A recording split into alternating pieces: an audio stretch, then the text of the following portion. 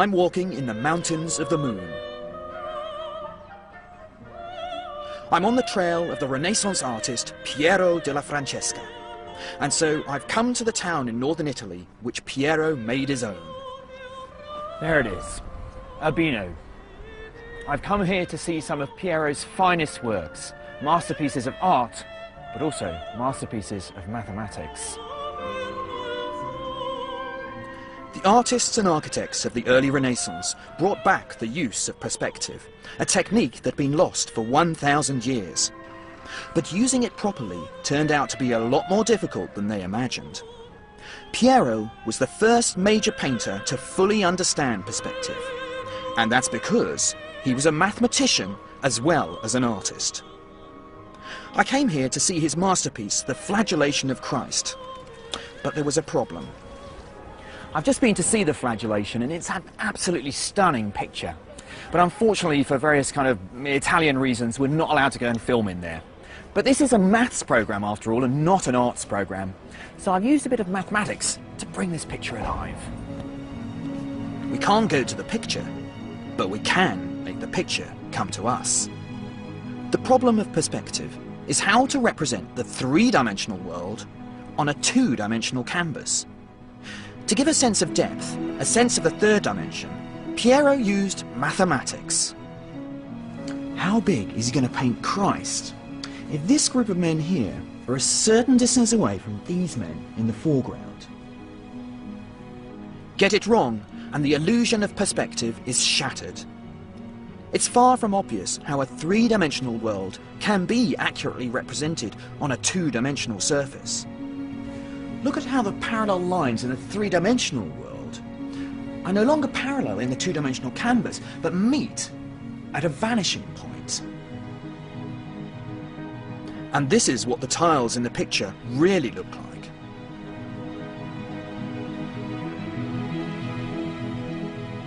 What is emerging here is a new mathematical language which allows us to map one thing into another.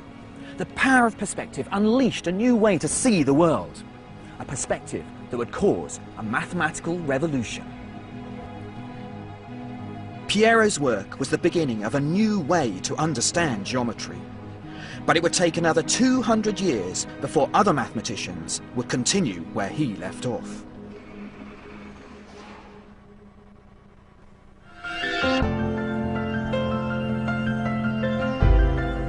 Our journey has come north. By the 17th century, Europe had taken over from the Middle East as the world's powerhouse of mathematical ideas. Great strides have been made in the geometry of objects fixed in time and space.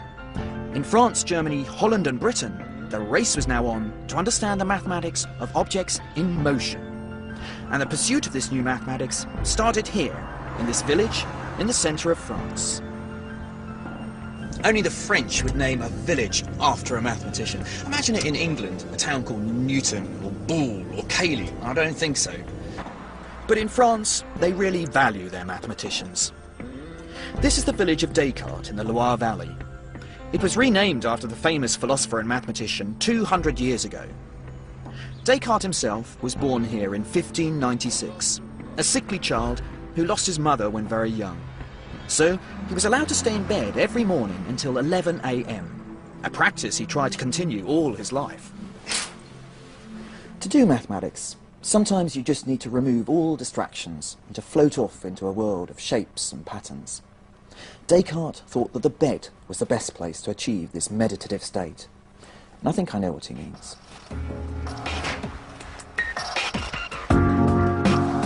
The house where Descartes undertook his bedtime meditations is now a museum dedicated to all things Cartesian. Come with me. Its exhibition pieces, arranged by curator Sylvia Garnier, show how his philosophical, scientific and mathematical ideas all fit together. It also features less familiar aspects of Descartes' life and career. So he decided to be a soldier in the army, in the Protestant army, and in the Catholic army. No problem for him, because no patriotism. Sylvia is putting it very nicely, but Descartes was in fact a mercenary. He fought for the German Protestants, the French Catholics, and anyone else who would pay him. Very early one autumn morning in 1628, he was in the Bavarian army, camped out on a cold riverbank. Inspiration very often strikes in very strange places. A story is told how Descartes couldn't sleep one night, maybe because he was getting up so late, or perhaps he was celebrating St. Martin's Eve and had just drunk too much. Anyway, problems were tumbling around in his mind. He was thinking about his favourite subject, philosophy, but he was finding it very frustrating. How can you actually know anything at all? Then he slips into a dream. And in the dream, he understood that the key was to build philosophy on the indisputable facts of mathematics. Numbers, he realised, could brush away the cobwebs of uncertainty. He wanted to publish all his radical ideas, but he was worried how they'd be received in Catholic France. So he packed his bags and left. Descartes found a home here in Holland. He'd been one of the champions of the new scientific revolution, which rejected the dominant view that the sun went round the earth, an opinion that had got scientists like Galileo into deep trouble with the Vatican. Descartes reckoned that here amongst the Protestant Dutch, he would be safe, especially at the old university town of Leiden, where they valued maths and science. I've come to Leiden too. Unfortunately, I'm late. Hello. Yeah, I'm sorry. I'm so late. I got a puncture. So it took me a bit of time. Yeah. So yeah. Henk Bos is one of Europe's most eminent Cartesian scholars. He's not surprised the French scholar ended up in Leiden. He came to talk with people, and some people were open to his ideas. This was not only mathematics, it was also mechanics, especially. He merged algebra and geometry. Right. So you could have formulas and figures and go back and forth. So a sort of dictionary between the two provides... Yeah. This dictionary, which was finally published here in Holland in 1637, included mainly controversial philosophical ideas. But the most radical thoughts were in the appendix, a proposal to link algebra and geometry.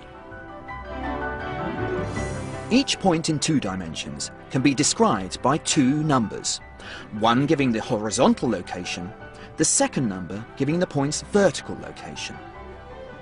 As the point moves around a circle, these coordinates change, but we can write down an equation that identifies the changing value of these numbers at any point in the figure. Suddenly, geometry has turned into algebra. Using this transformation from geometry into numbers, you could tell, for example, if the curve on this bridge was part of a circle or not. You didn't need to use your eyes. Instead, the equations of the curve would reveal its secrets. But it wouldn't stop there. Descartes had unlocked the possibility of navigating geometries of higher dimensions, worlds our eyes will never see, but are central to modern technology and physics. There's no doubt that Descartes was one of the giants of mathematics. Unfortunately, though, he wasn't the nicest of men. I think he was not an easy person. So, and he was very much concerned about his image. He was entirely self-convinced that he was right, also when he was wrong. And his first reaction would be that the other one was stupid and hadn't understood it. Descartes may not have been the most congenial person, but there's no doubt that his insight into the connection between algebra and geometry transformed mathematics forever. For his mathematical revolution to work, though, he needed one other vital ingredient. To find that, I had to say goodbye to Henk and Leiden and go to church.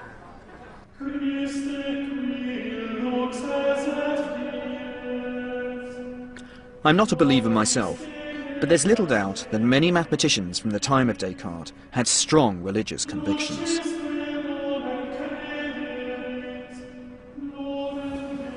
Maybe it's just a coincidence, but perhaps it's because mathematics and religion are both building ideas upon an undisputed set of axioms. 1 + 1 = 2. God exists. I think I know which set of axioms I'd put my faith in. In the 17th century, there was a Parisian monk who went to the same school as Descartes. He loved mathematics as much as he loved God. Indeed, he saw maths and science as evidence of the existence of God. Marin Mersenne was a first-class mathematician.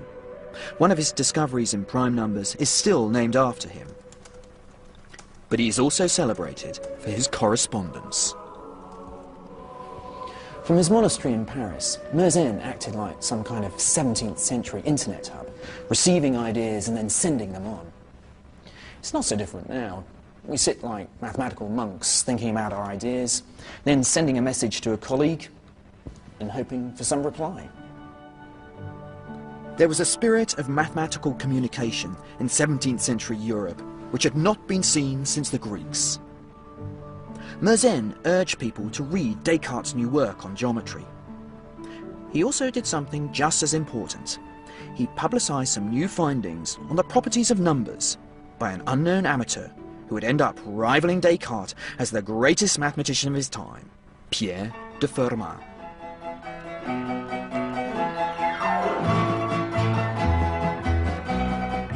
Here in Beaumont-de-Lomagne, near Toulouse, residents and visitors have come out to celebrate the life and work of the village's most famous son. But I'm not too sure what these gladiators are doing here. And the appearance of this camel came as a bit of a surprise too. The man himself would have heartily approved of the ideas of using fun and games to advance an interest in mathematics. Unlike the aristocratic Descartes, Fermat wouldn't have considered it worthless or common to create a festival of mathematics.